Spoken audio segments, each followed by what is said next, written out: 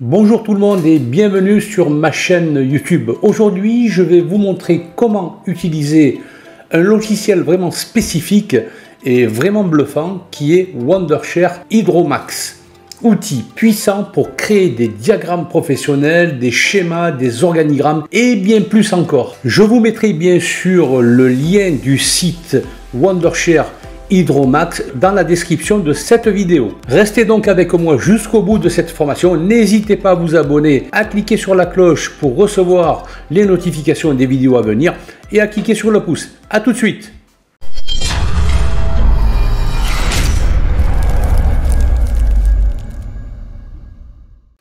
Une fois que vous serez sur le site d'Hydromax, vous avez, comme on peut le voir, une version pour Windows et une version pour Mac. Vous pouvez aussi télécharger et faire un essai gratuit, donc en cliquant sur cette icône si vous êtes en version Windows.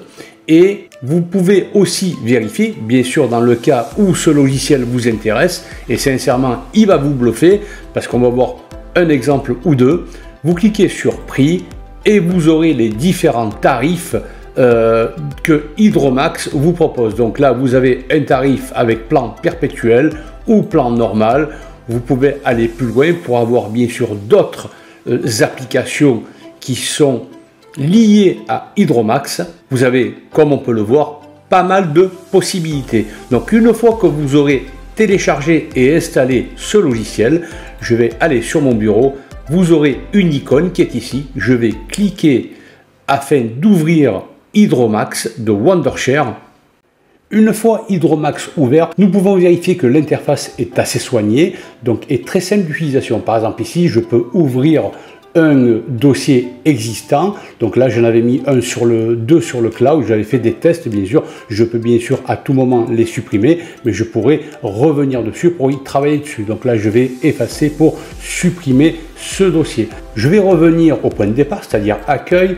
Et ici, si je descends, j'ai tous les modèles qui puissent exister sur Hydromax. Mais plus simplement, je vais revenir dans l'accueil et là, je vais vous montrer un petit peu ce que je peux faire. Donc, vous avez la possibilité de créer un logigramme. Juste pour rappel, un logigramme est un schéma synoptique qui présente sous la forme d'une suite de lignes et de symboles graphiques des éléments de logique pris en compte lors d'un déroulement d'une activité, d'une étude ou d'un processus. Vous avez la possibilité de créer des cartes mentales.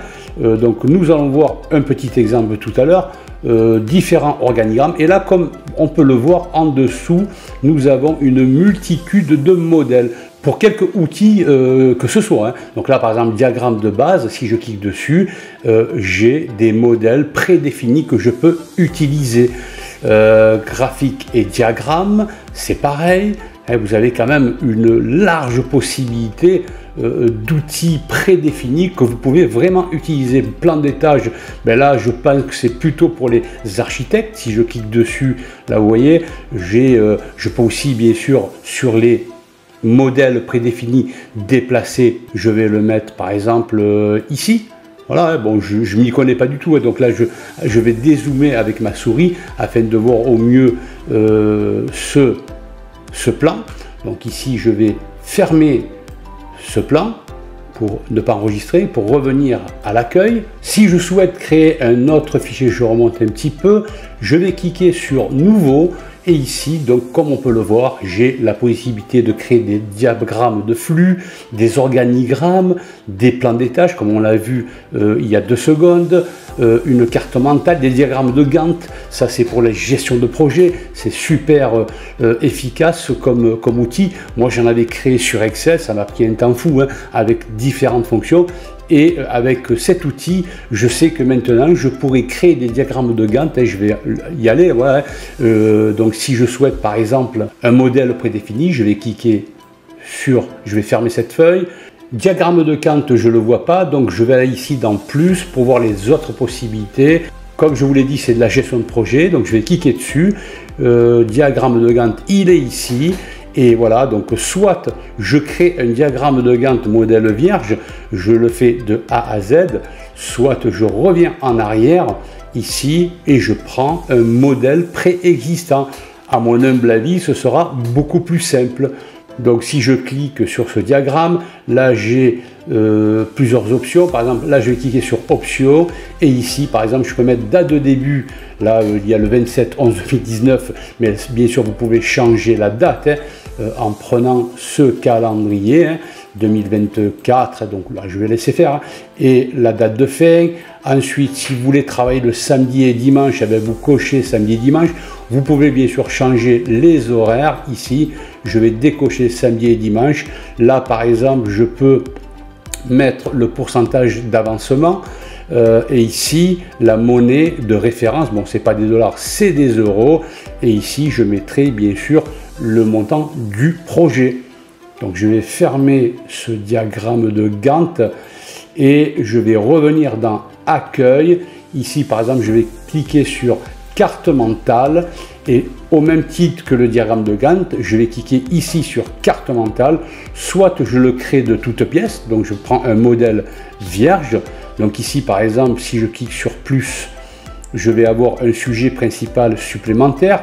Alors, je peux aussi déplacer ce menu. Là, je peux aussi créer des sujets secondaires. Je peux bien sûr mettre un nom, par exemple je me mets Naël. Je peux aussi changer de couleur si je le souhaite. Là vous avez une palette de couleurs. En survolant on peut le voir, là par exemple je vais prendre marron, on peut changer la couleur. Idem pour les sujets principaux. Par exemple ici je vais mettre, je sais pas moi, tiens, en informatique je vais mettre Word, je vais mettre Excel, je vais mettre aussi finance.